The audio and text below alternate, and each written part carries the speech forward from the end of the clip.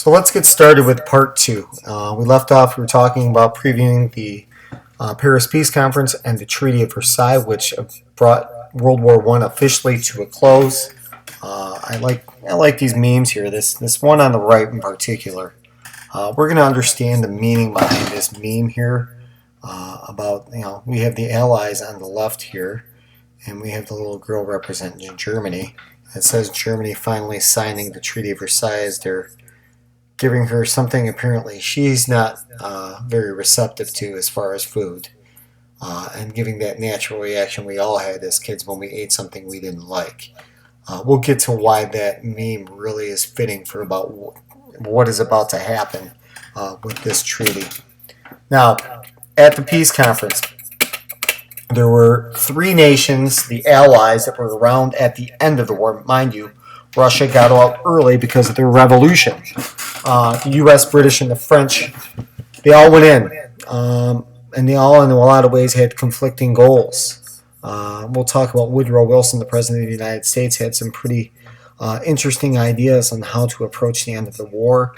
But Great Britain and France didn't really want to take the United States seriously. When I give you this question here, what do you think? Why do you think they approached it that way? Well, the United States was an outsider.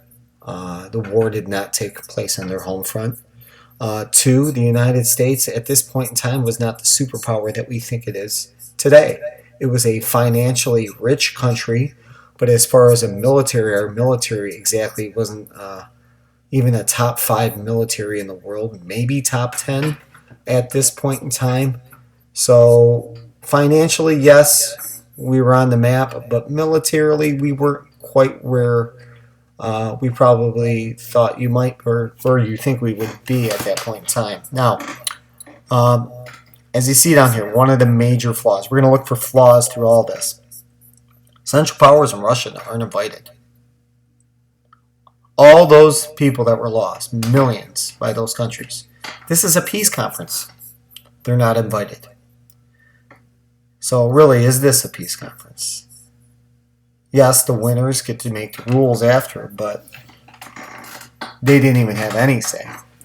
So going into this, we start looking at the goals of these other countries. France wanted to just end Germany and weaken it and permanently prevent it from ever becoming powerful again. Whatever they could do to stick it to the Germans so they would not be a threat to them in the future, they were out to do.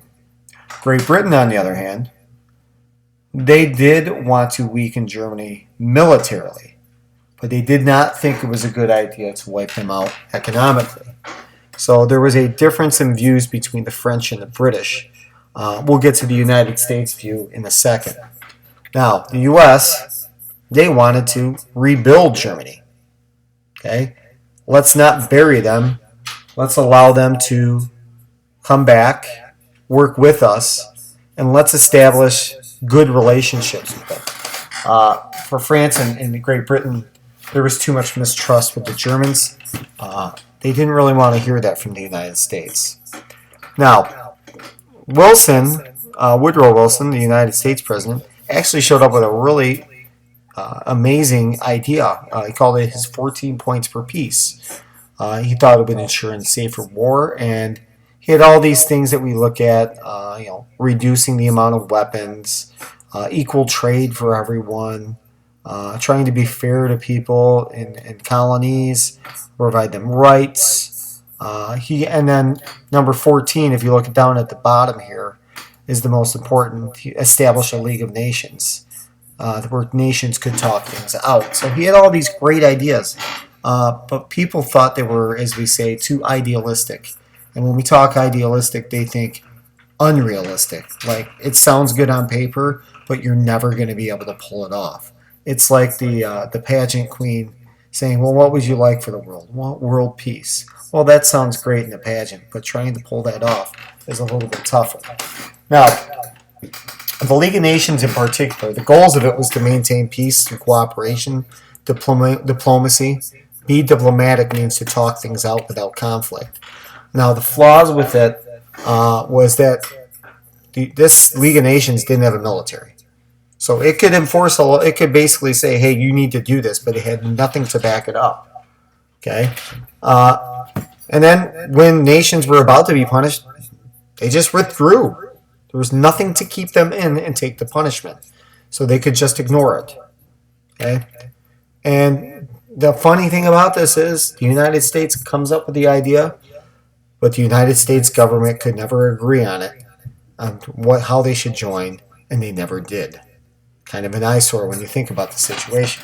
So really, the League of Nations is basically the same situation. It's like going on a highway and putting cops out there, and you have a speed limit, but the cops can't write tickets, nor can you get fined for it. So how many people are going to disregard the law if there's no penalties? And a lot of these countries just did what they wanted to, and when they were asked to come to face the music, they decided not to.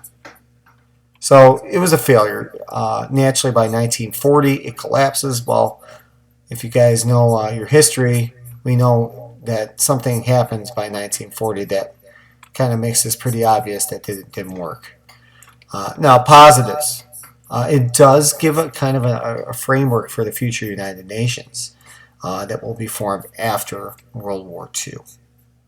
Now, here's the big one. What happens to Germany?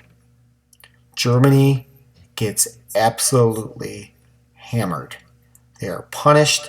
It's like a death sentence that's given to them. Basically, the French and the British work it out. The Germans couldn't have a military draft. In a time where there were million-man armies all over Europe, Germany was only allowed to have 100,000 men as its tops. No heavy military equipment. Their planes, submarines, or U-boats, which they had mastered. Their civilian firearms, they were only limited to certain types of guns. They could have rifles. They were left with costs of the war for everyone. They had to pay for pretty much most of the Allies for reparations. The land they got from Russia, that was Poland. The split with Poland. Poland was given independence and taken from Germany. And the French also took land from the Germans on the western border and made it kind of like a neutral zone. So they lost land with Poland, and they lost their own original parts of its homeland, an area known as the Rhineland. They also lost their African colonies, and there was much, much more. But you get the gist. Germany got the worst of it. And here we are in a situation where they are left with nothing in a world where everything around them is threatening them. And you start looking at motives of why the Germans would move on and become angry with the rest of Europe about what had happened in World War I. Well, you have the blueprint right here. This is essentially what will start World War II. This will be the fuel that will drive the Nazis later on. So they lose territories. This is a picture of Poland. And over here on the left in France, this is Alsace and Lorraine. These are two territories. This were both controlled by Germany before. Now, this just doesn't happen in Germany. No.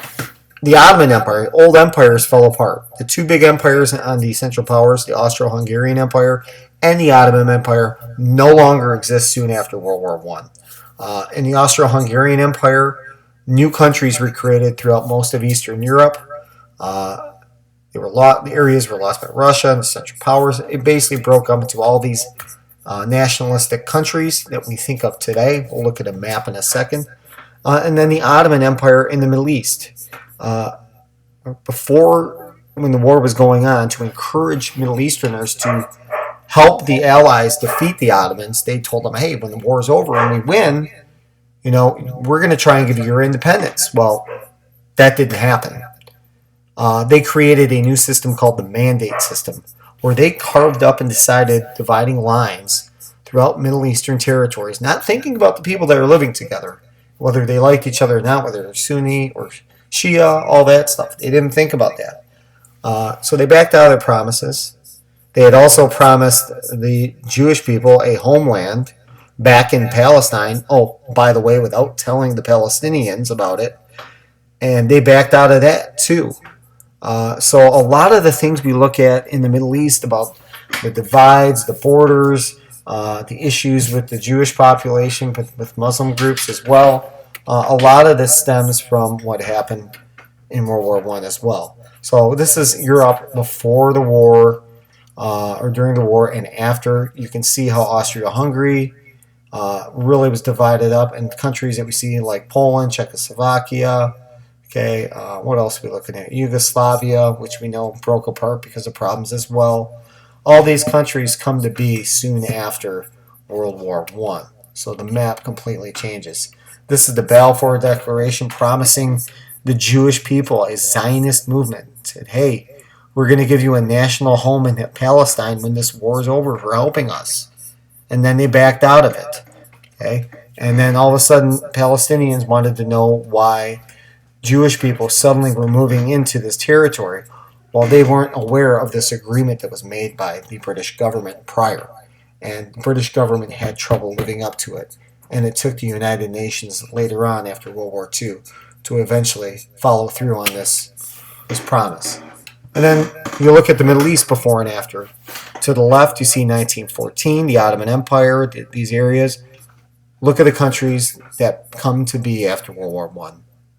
Syria, Iraq, Jordan, Lebanon, Palestine.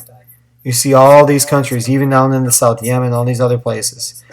And you think about now, today, which these countries that have had some conflict. We've talked about Syria and Iraq and all these places in Lebanon having uprisings.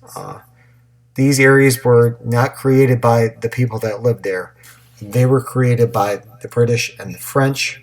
Eventually, they did become independent, but the British and French had other interests in this area. In particular, we were going through a period just after the Industrial Revolution and the introduction of the combustion engine. And, oh, by the way, there's a lot of this resource that was sitting around in the Middle East that people became aware of right around at this time, and that was oil. So they were not allowed or not about to walk away from a large potential profit from oil resources. Think about this. This is right at the tail end of imperialism when everything was about raw materials, natural resources. So when you look at the Middle Eastern map, you have to understand it was created really after World War One. Even Africa's map changed as well. The British and French took over Germany's African colonies and resources, made huge profits off of it, exploited the people, didn't treat them too well, led to a lot of protests in Africa, a lot of independence movements in Africa as a result. And colonization and imperialism really kind of becomes a lost thing later on, shortly after. But once again, just another thing to drive the Germans nuts. British and French just basically walked in and pickpocketed Germany of everything that they had because they lost the war. And as a result, Germany was left there with nothing.